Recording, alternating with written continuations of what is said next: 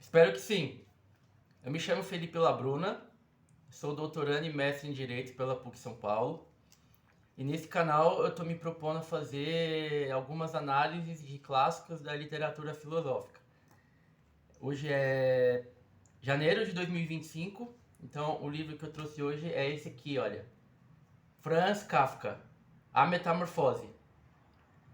Franz Kafka, que é um dos maiores escritores do século XX, e essa obra, A Metamorfose, por que não dizer, é uma das maiores obras da humanidade.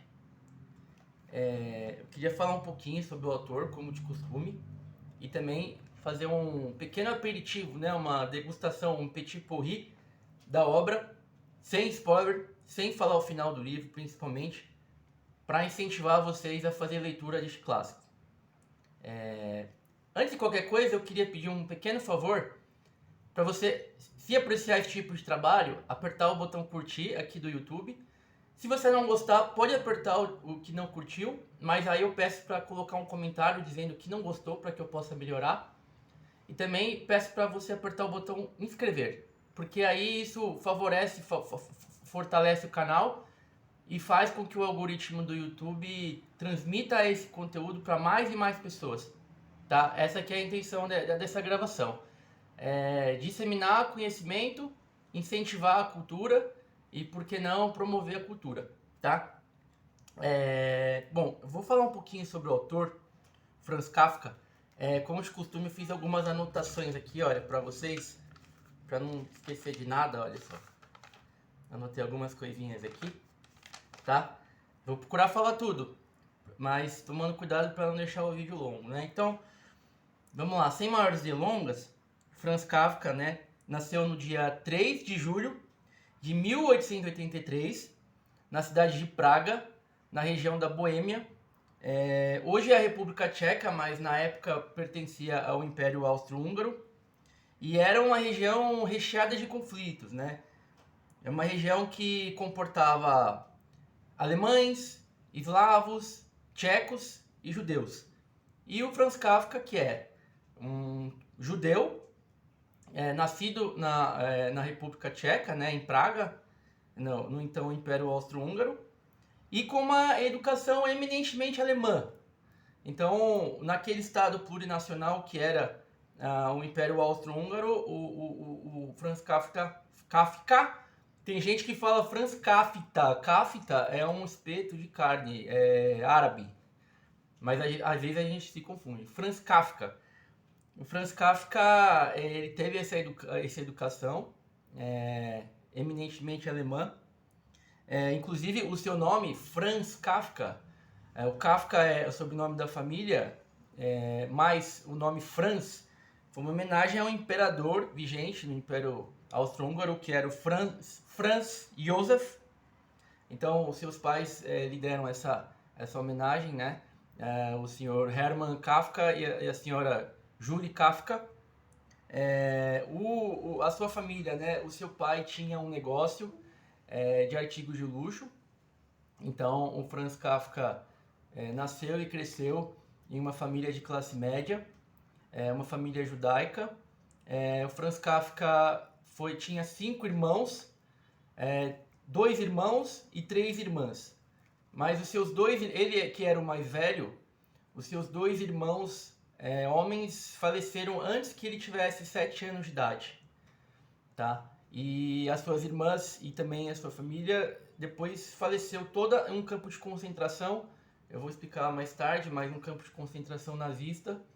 Isso foi posteriormente à morte do Kafka, né? O Kafka faleceu antes, em 1924. Mas a mãe ela era oriunda de um grupo de judeus assimilados, né? Ela veio de uma família burguesa, uma família de comerciantes. E o seu pai, o Hermann Kafka, ele já vinha mais de um judaísmo popular e também tradicional, tá? Mas as duas famílias que se fundiram eram uma família judaica. Então, assim, o Franz Kafka, ele teve a sua educação primária em colégios alemães. Ele falava fluentemente, na época em Praga, os idiomas vigentes eram o alemão e o tcheco. e o Franz Kafka falava fluentemente os dois idiomas, embora a sua literatura tenha se debruçado à língua alemã. Inclusive, há muita desavença, né? O pessoal da Alemanha reivindica as produções do Kafka, dizendo que fazem parte da literatura alemã, mas fato é que o Franz Kafka, embora falasse fluentemente alemão, escrevesse em alemão, ele tinha a sua origem tcheca. Mas, de qualquer forma, este livro aqui, entre outros do Franz Kafka, é considerado um dos maiores livros da literatura alemã. Então, esse livro foi escrito em 1912, mas ele foi publicado apenas em 1915, 3 anos depois. E a gente sabe que em 1914 eclodiu a Primeira Guerra Mundial, que perdurou até 1918, né? E o Franz Kafka, ele acaba morrendo em 3 de junho de 1924, um mês antes de fazer 41 anos de idade. Ele falece com 40 anos de idade, com complicações de tuberculose pulmonar, complicações essas que o Franz Kafka já havia enfrentado durante 7 anos. No primeiro momento, em 1914, porque o Franz Kafka ele se formou em Direito, né? Embora também houvesse flertado com jornalismo, ele era advogado de uma companhia de seguros. Ele trabalhou em 2 companhias de seguro, primeiro uma companhia de seguro italiana e depois uma outra semi-estatal. E fato é que ele odiava as obrigações dele profissionais, o ganha-pão dele. O que ele gostava mesmo de fazer era de escrever. Ele dizia que a literatura constituía um chamado que ele tinha. E ele adorava se comunicar com as pessoas próximas dele por meio de cartas. Então ele se destacou, escreveu contos, romances, novelas, mas o fato é que ele nunca se tornou uma pessoa notória, conhecida durante a sua vida. Ele se tornou mesmo famoso após o seu falecimento, após o ano de 1924. E entre todas as obras que ele tem, não são muitas, tá? Mas todas muito notórias, existem 4 romances inacabados. No caso, o romance A América, o aclamado livro O Processo, um outro livro chamado O Desaparecido e um outro também extremamente famoso chamado O Castelo. O Franz Kafka ele tinha deixado um testamento dizendo que com a sua morte ele gostaria que toda a sua produção literária fosse incinerada, fosse queimada. Mas na realidade ele tinha um amigo chamado Max Brod, que não acatou esse desejo finado do Franz Kafka no seu testamento, e foi o seu primeiro editor. Foi ele quem trouxe a publicação desses romances inacabados, né? A América, O Processo, O Desaparecido e O Castelo. Então, se não fosse o Max Brod, provavelmente o Franz Kafka não se tornaria famoso, né? E então, como eu havia falado, quando eclodiu a Segunda Guerra Mundial, em 1939, né? Um pouco antes já, a sua família sofreu perseguição em Praga. As suas irmãs foram confinadas em campos de concentração e a sua família foi exterminada pelo regime nazista. Então existe essa observação muito triste em relação à família do Franz Kafka, né? Ele já havia falecido em 1924. E o Franz Kafka ele é uma das pessoas que inaugura a chamada literatura do absurdo, né? E é daí que vem a famosa expressão kafkiana. O que é uma expressão kafkiana? É uma situação labiríntica, é uma situação de perseguição, uma situação em que a pessoa se vê sem saída, uma situação em que ela se vê presa em processos e ambientes burocráticos, algo que seja completamente complicado e surreal, algo que ela não se vê atingindo uma solução. Então isso é uma situação kafkiana. Inclusive essa expressão foi mesmo cunhada em razão do livro, entre todas as obras que tinham do Kafka esse mesmo pano de fundo, né? Esse mesmo contexto. A obra O Processo, que é um outro livro que pode gerar conteúdo para um outro vídeo. Mas, falando bem brevemente, o livro O Processo diz respeito a uma pessoa que se chama Joseph K.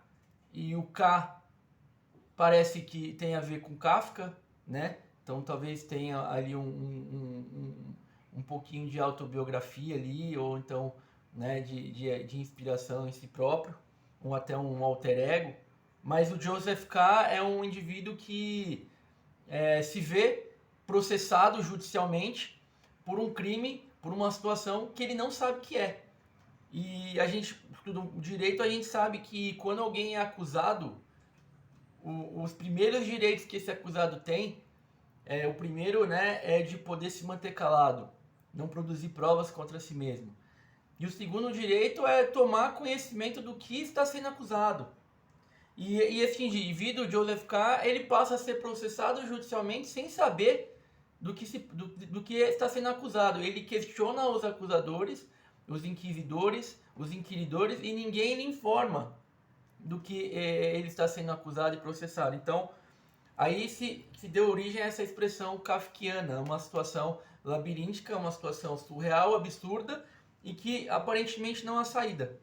Só há agonia e só há desespero. Também o Franz Kafka, ele era ligado, né? Ele foi um dos precursores do movimento literário do modernismo. Então, ali ele trata sobre o existencialismo e foi precursor do chamado realismo mágico. São tipos de narrativa que misturam realidade com situações mágicas, situações imaginárias, situações fictícias. Então, esse é o realismo mágico.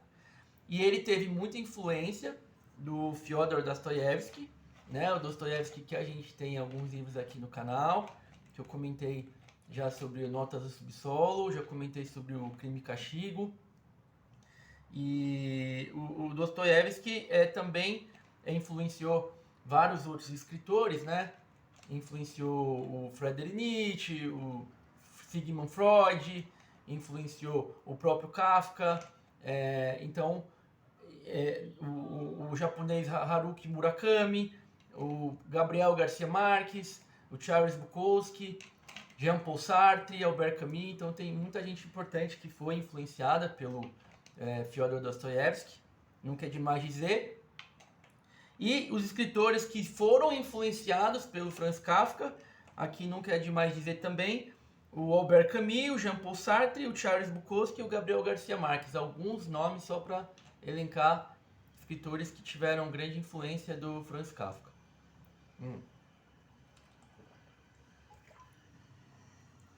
Então, a gente pode começar então a falar um pouquinho sobre a obra Metamorfose, né? Fiz um apanhado geral sobre a vida do Franz Kafka.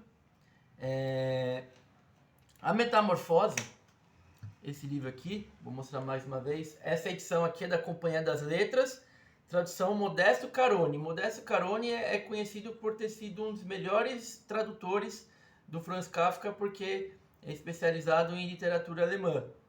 Então, eu recomendo essa edição aqui, entre outras que também são muito boas, mas essa aqui é uma edição que é conhecidamente bem traduzida.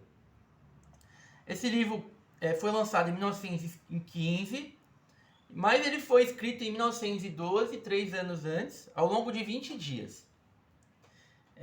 E aí, tem gente que chama isso aqui de conto, porque ele tem 100 páginas, mas não chega a ser um conto, porque ele também não é tão pequeno como os contos são, mas ele também não é um romance, porque tudo gira em torno de alguns personagens apenas, e basicamente só há um cenário, que é o apartamento do personagem, que é o Gregor Zanza.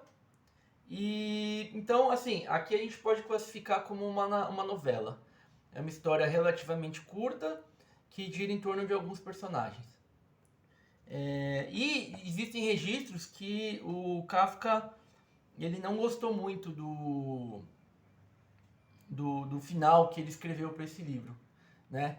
Mas assim, acredito que ele era um autocrítico muito rigoroso consigo próprio, e inclusive porque eu gostei do final, mas ele registro que não tenha gostado. Mas a história gira em torno de um rapaz chamado Gregor Samsa, e um belo dia um belo dia não, né? Um dia horrível, ele acorda em seu quarto, na sua cama, no apartamento que ele vivia com a família, com o seu pai, com a sua mãe e com a sua irmã que se chamava Gretchen e tinha 17 anos de idade. Esse personagem Gregor, ele acorda e toma conhecimento, e não consegue se mover na cama, ele não consegue virar. E daí ele percebe que ele acordou em formato de um inseto. Um inseto, nessa tradução aqui, ele diz um inseto monstruoso, um inseto repugnante, né? Aí tem gente que fala que é uma barata, mas em nenhum momento ele diz que é uma barata. O que ele diz é que é um inseto, que é um inseto grande, a carapaça é maior do que as várias patinhas que ele tem, e é um inseto que tem grandes mandíbulas, e é um inseto que depois, com o tempo, ele passa a descobrir que ele pode subir as paredes e pode andar pelo teto, e por onde ele anda ele deixa um tipo de adesivo, e quando ele se machuca, ele deixa um tipo de gosma marrom, seria o sangue dele. Mas a gente pode dizer que é uma barata. Mas sim, é um inseto repugnante, grande, nojento, monstruoso. E aí ele se dá conta que se transformou, se metaforseou nesse inseto. Mas para a gente não fazer uma leitura muito literal, a gente pode fazer algumas interpretações do que pode ter sido, do que é uma metáfora para esse inseto repugnante. E aí a gente pode descobrir que ele está falando de uma pessoa doente, uma pessoa enferma, uma pessoa em depressão, embora na época não existisse esse diagnóstico dessa psicoenfermidade, né? Dessa psicopatia não, dessa psicodoença. Então, mas esse pode ser uma pessoa enferma, doente, em depressão, uma pessoa que está incapacitada. Incapacitada é um termo muito ruim, é um termo, não se deve usar esse termo. É uma pessoa inválida, uma pessoa imprópria, que não esteja conseguindo mais trabalhar, né? Ou até com uma enfermidade mental ou uma deficiência física.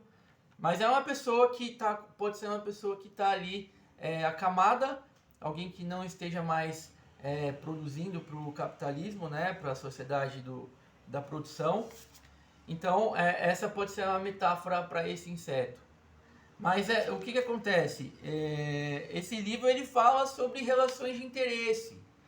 Relações essas que não são apenas relações familiares, mas podem ser relações de trabalho, podem ser relações afetivas e podem ser relações de amizade, né? Mas o que acontece? A mensagem que gira em torno desse livro é que este personagem, quando ele se torna um inseto repugnante, e quando ele consegue sair do quarto e a família o vê, esse personagem, o que acontece? Ele era o arrimo da família. Ele era um profissional, a profissão dele era caixeiro viajante, era um vendedor itinerante. Para aquela época, tudo indica que era uma profissão muito bem remunerada. O seu pai teve um negócio que havia falido, então havia 5 anos que seu pai tinha se aposentado e vivia em casa. A sua mãe tinha problemas de saúde, sua mãe sofria de asma, e é dito que dia sim, dia não, ela passava no sofá, sentada ou deitada, com a janela aberta, para poder respirar. E a sua irmã, ela ainda estudava, ela tinha aptidões para música erudita, ela tinha um talento para tocar o violino, e o Gregor tinha intenção de levá-la, né, de mantê-la em um conservatório para que ela desenvolvesse seus dotes musicais e se tornasse uma música profissional, uma musicista profissional.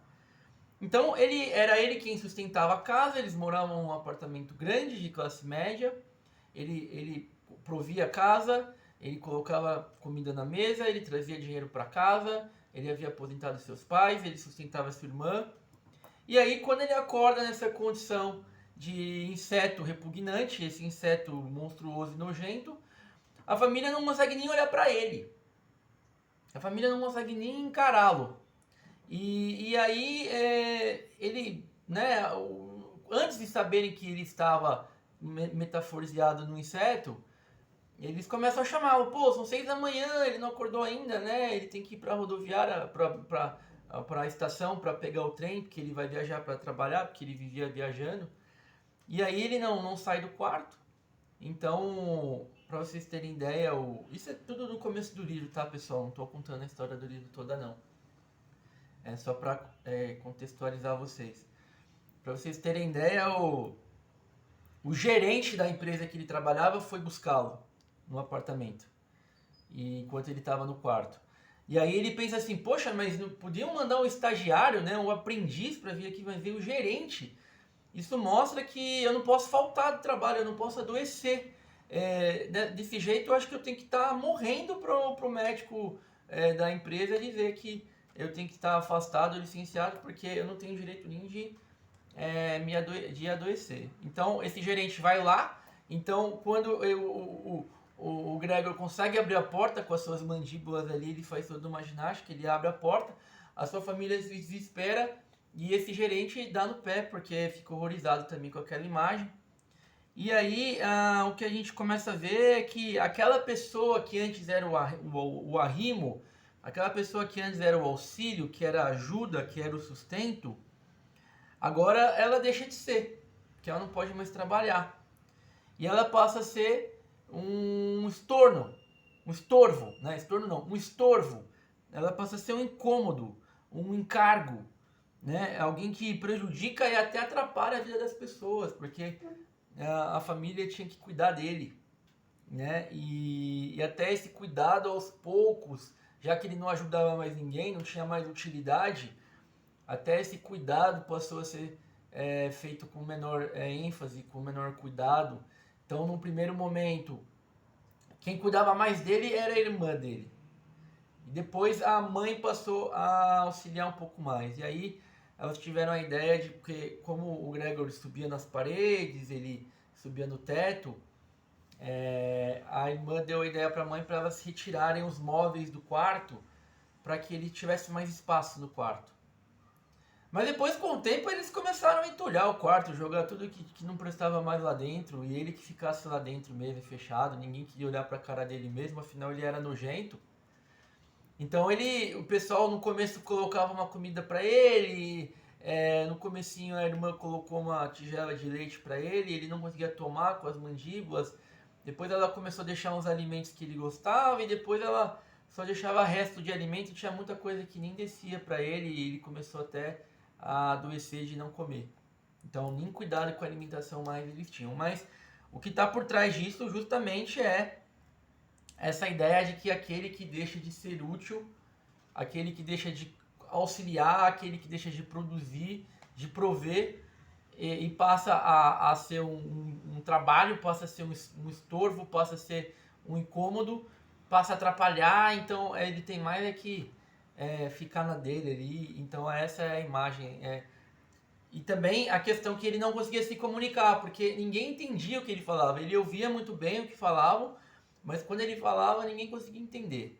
Não se sabe porque ele emitia sons que ninguém compreendia, ou se é porque ninguém falava, ninguém conseguia entender o som que ele emitia. Mas aí isso também demonstra a falência das comunicações, né? A falência da linguagem entre as pessoas. Isso mostra que aquele que está muitas vezes debilitado, acamado, prejudicado, ele tem a sua própria comunicação em estado de falência, porque ninguém quer escutá-lo mais, ninguém quer perder tempo dialogando com ele. Então essa é a situação absurda que esse personagem se encontra, né?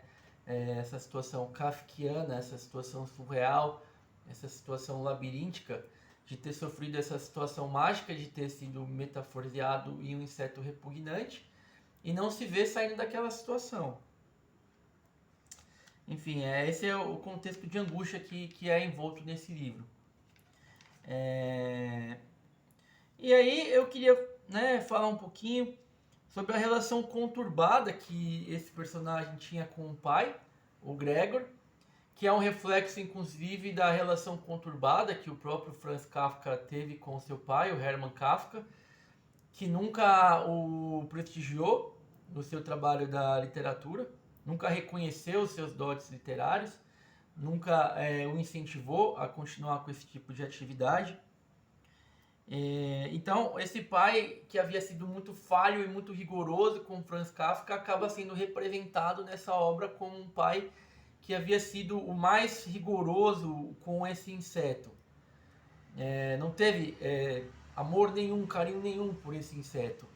Depois que se transformou num inseto e parou de trazer sustento para casa, ele começou a ser visto como um animal, um inseto asqueroso, e o pai foi o mais rude possível com ele.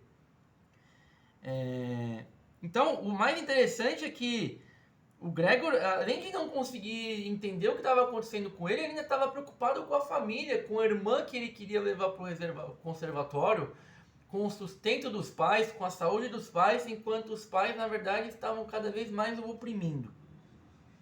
Então, aí a gente tem essa questão da desumanização, né?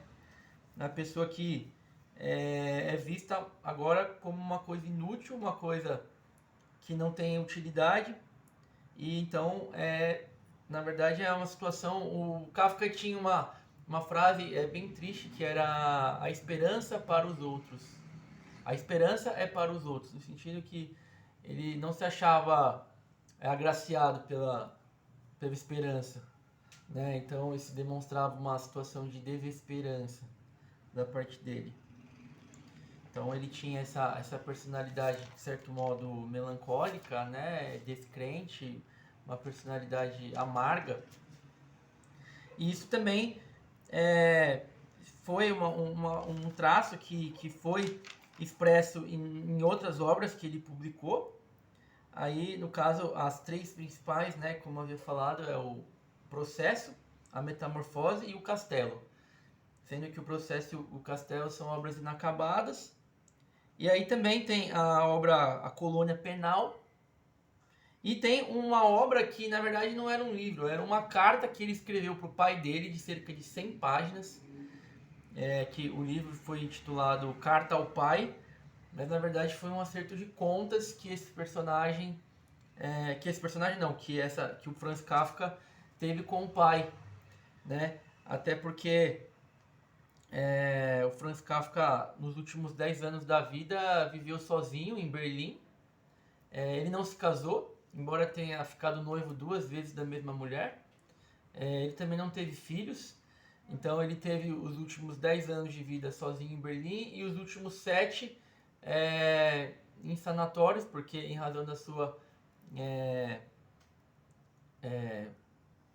como é que eu esqueci agora, me fugiu a palavra, sua tuberculose pulmonar, e então ele faleceu na cidade de Kirling, próximo à Áustria, próximo a Viena, na Áustria. Então teve esse fim melancólico da vida, né? Então essa obra Carta ao Pai é uma obra que retrata esse acerto de contas que ele teve com o pai. Então, pessoal, essas são as considerações que eu queria fazer sobre esse escritor, Franz Kafka, e também sobre a sua obra. A Metamorfose, uma obra existencialista, filosófica, absurda, que traz angústias que dizem respeito à falência das relações humanas e também de relações de interesse. Tá, pessoal? Muito obrigado por me ouvir, por me assistir, e a gente se vê no próximo vídeo, tá bom? Um abraço!